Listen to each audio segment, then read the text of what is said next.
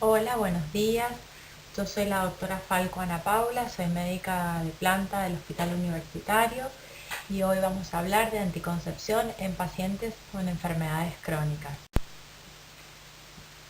¿Cuáles serían estas enfermedades crónicas? Aquellas donde la decisión de usar anticoncepción no es tan sencilla y queda a criterio del médico. Los criterios de elegibilidad 3 de la OMS, el método usualmente no está recomendado y solo debe ser usado si no puede usarse otro tipo de método anticonceptivo. ¿Qué enfermedades crónicas vamos a tratar en esta presentación? Migrañas, epilepsia, lupus y HIV, ya que diabetes e hipertensión la vamos a tratar en la presentación de riesgo cardiovascular y uso de anticonceptivos. Vamos a comenzar con migraña. ¿Qué vamos a tener en cuenta en el momento que una paciente migrañosa se nos siente en el consultorio para método anticonceptivo? Tenemos que tener en cuenta la edad de la paciente, el tipo de migraña, si tiene o no tiene aura esta migraña y la relación de la migraña con el ciclo menstrual. Con respecto a la edad, tenemos que tener en cuenta que las migrañas aumentan su prevalencia en función de la edad. Entre los 24 años tiene una prevalencia un 22%, entre los 25 y 29 un 28%, entre los 30 y los 34 un 33% y llegando a los 39 casi un 40%. Dentro del segundo punto que dijimos a tener en cuenta en el interrogatorio es el tipo de migraña. Entonces es muy importante diferenciarla, si es una cefalea tensional, una migraña sin aura o una migraña con aura. Las cefaleas tensionales son el 60% de los casos. Generalmente son bilaterales, no pulsátil, pueden ser o acompañarse de náuseas sin vómitos. Las migrañas sin aura son esas cefaleas recurrentes de 4 a 72 horas de duración, acompañada de 2 o más localizaciones unilaterales, pulsátil, de intensidad moderada a severa, agravada por la actividad física rutinaria de la paciente, con uno o más de los siguientes síntomas. Se puede acompañar de náuseas y vómitos, fotofobia o fonofobia. Las migrañas con aura, el aura, o a lo que se le llama aura, es a la alteración sensorial que ocurre justo antes que aparezca el dolor y resuelve totalmente. Estas auras pueden ser visuales, pueden ser luces, líneas o pérdida de la visión, sensoriales como pinchazos, falta de sensibilidad en alguna parte del cuerpo y disturbio en el habla. Desórdenes recurrentes de síntomas neurológicos focales irreversibles de 5 a 20 minutos de duración. Tener en cuenta que todo esto siempre son reversibles. ¿Por qué la consideramos una enfermedad crónica en la cual tenemos que tenerla en cuenta en el momento de darle anticonceptivos? Ya que si vemos en estas tablas, vemos que las migrañas, por el riesgo que tienen estas, tanto las migrañas con aura como sin aura, de tener una ACV o de padecer una ACV. Si vemos en la tabla superior, que vemos migrañas sin aura, vemos que estas tienen un riesgo relativo de 1 en 83 de riesgo de ACV. Y las migrañas con aura ya tenemos un riesgo bastante superior y un riesgo significativo que es de 2.27. Entonces, ¿qué efectos tienen los anticonceptivos sobre los accidentes cerebrovasculares y las migrañas? Son datos conflictivos o controversiales el uso o el efecto que tienen los estrógenos y el riesgo de ACV. Toda la evidencia científica o la bibliografía que hay es a dosis elevada, dosis de 50 microgramos, está demostrado que tiene un riesgo mayor de tener un ACV, pero no hay evidencia de riesgo de ACV con dosis de 15 o 20 o 30, que son las dosis que hoy utilizamos. Hay también datos conflictivos el riesgo ACV y los distintos progestágenos. Muchos trabajos muestran diferencia entre la clase de progestágeno y otros no muestran diferencia entre el riesgo de ACV y la progesterona o los progestágenos de segunda y tercera generación. Por lo tanto, no hay evidencia que los progestágenos utilizados solo incrementen el riesgo de ACV, o sea que están catalogados para la OMS como categoría 2 en las pacientes con migrañas con aura. O sea que significa esto que podríamos dárselo. Datos inciertos entre el efecto de la progesterona y la migraña, el uso de anticonceptivos de progestágeno pueden deberse a fluctuaciones de estrógenos endógenos o por incremento de las prostaglandinas endometriales. Suele mejorar las migrañas quienes entran en amenorrea por los POP y la progesterona de tercera generación se asocia con menor cantidad de cefaleas que las de segunda generación. Por lo tanto, las pacientes con migrañas con aura sería una elección, ya que es criterio 2 de la OMS, los anticonceptivos con progestágenos de segunda y tercera generación. Entonces veamos un poco cuáles son los criterios para la OMS de estas pacientes. Vemos que en las pacientes con migraña son categoría 1, o sea, no habría inconveniente de darle anticonceptivos combinados. En las pacientes con migrañas sin aura menores de 35 años, categoría 2, pacientes no fumadoras, y estas pacientes, continuarían en categoría 2. Las migrañas con aura en pacientes menores de 35 años ya serían categoría 3, o las pacientes migrañosas o que se volvieron migrañosas luego de comenzar los anticonceptivos orales. Y como ya dijimos en la diapositiva anterior, las pacientes migrañosas con aura mayores de 35 años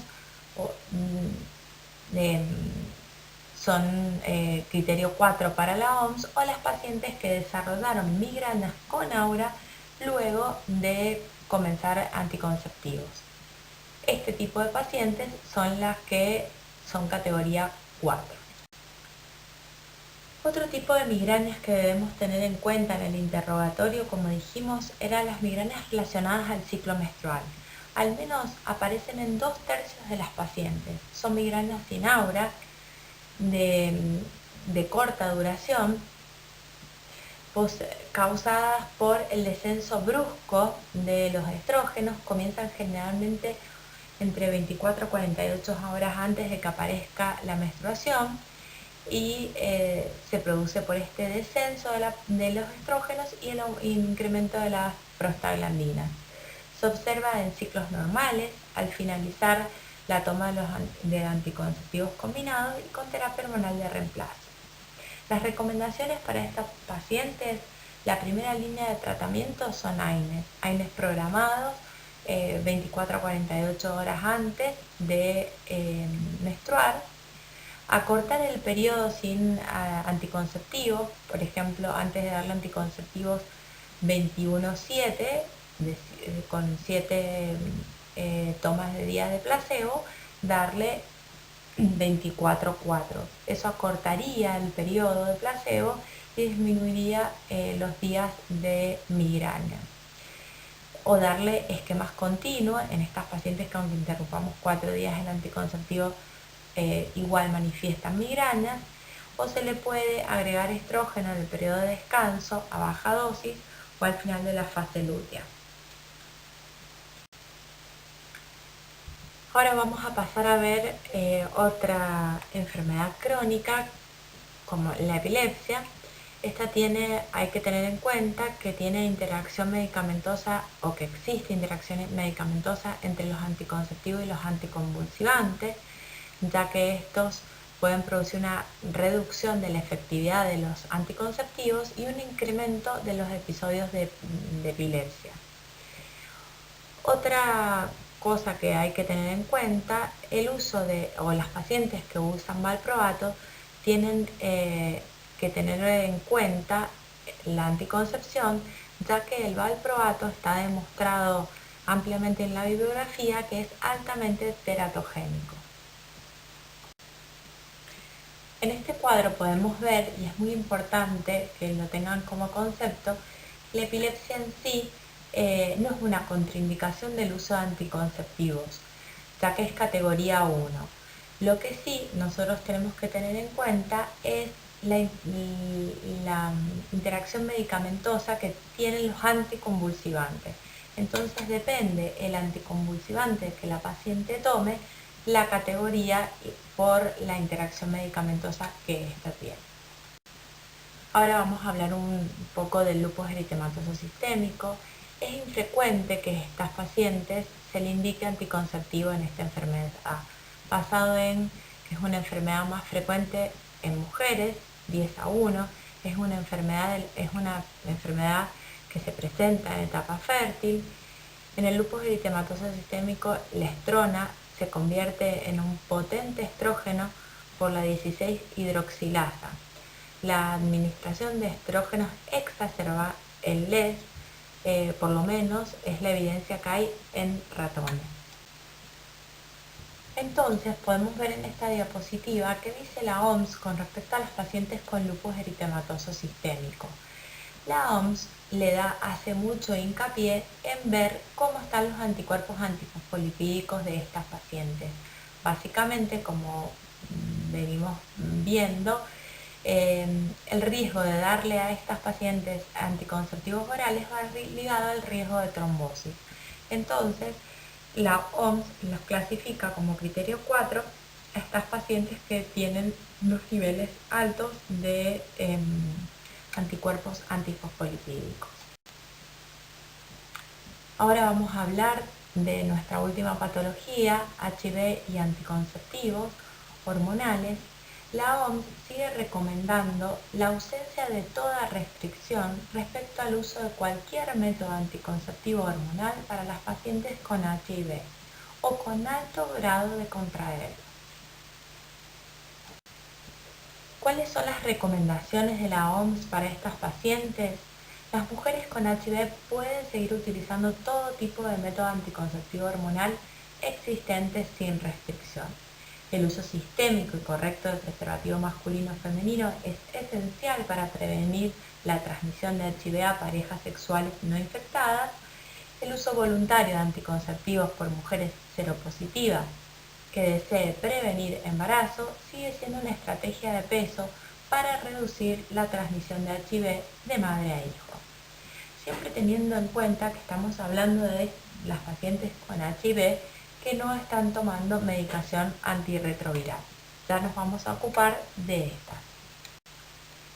En el caso de las pacientes HIV activo y que están siendo sometidas a tratamientos con antirretrovirales, la situación cambia.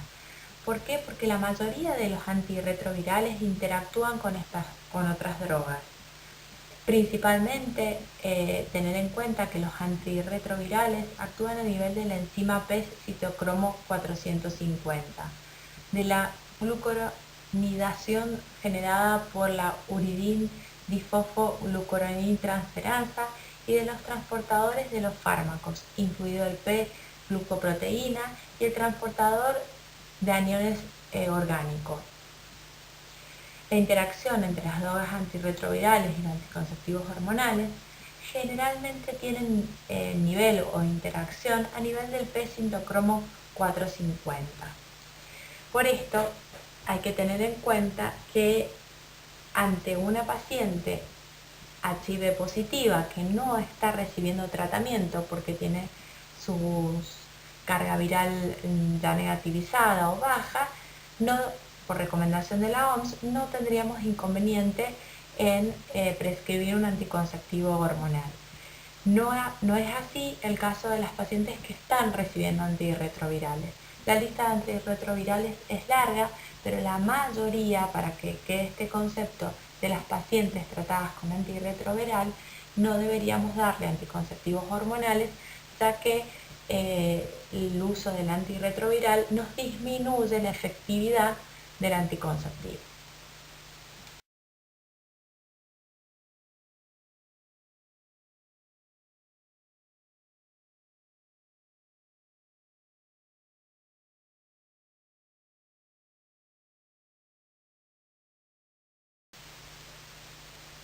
Bueno, muchas gracias por su atención.